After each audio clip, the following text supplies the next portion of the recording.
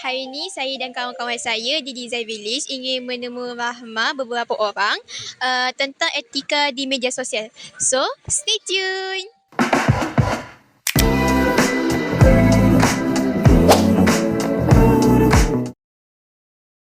Okay, Assalamualaikum warahmatullahi wabarakatuh.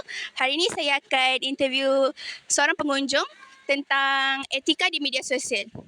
Okay, Assalamualaikum Akak. Pada pendapat Akak, apakah jenis platform media sosial yang sering digunakan dalam kalangan generasi muda pada zaman sekarang? Saya rasa orang banyak guna Instagram dengan TikTok, social media. Okay, terima kasih. Seterusnya, adakah kekerapan penggunaan media sosial mempengaruhi tingkah laku tak beradab dekat masyarakat kat Malaysia ni?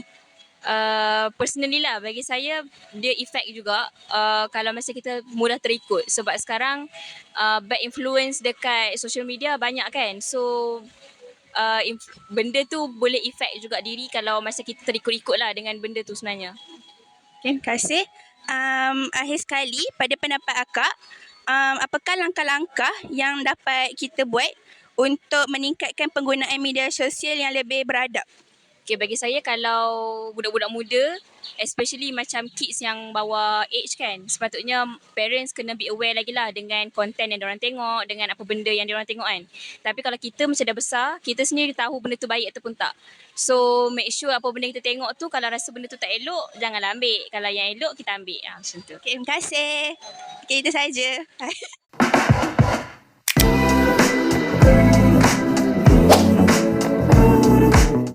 Sekarang ni kami dah jumpa orang yang kedua. Okey, apa nama awak? Nama saya Erdina. Okey, Edina. Baiklah, saya hari ini saya akan tanya 3 soalan dekat awak tentang etika media sosial. Yang pertama, apakah jenis platform media sosial yang sering digunakan dalam kalangan generasi muda sekarang? Pada pendapat saya, yang saya sering lihat kawan saya guna adalah seperti platform yang sering digunakan adalah macam TikTok, IG, Instagram and juga Thread.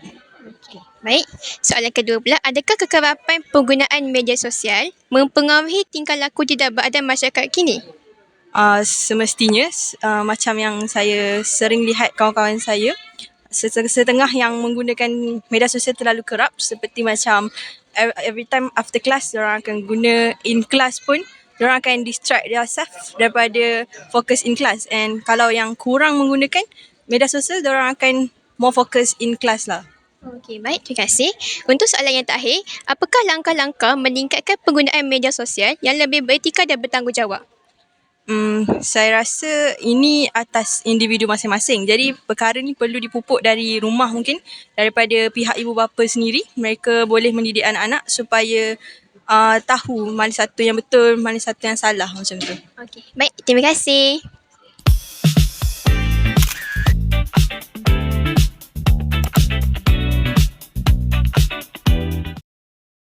Hello, Assalamualaikum. Sekarang saya akan berbual pengunjung yang ketiga. Okey. Jadi boleh berikan nama Encik? Nama saya, nama panggilan saya Zender.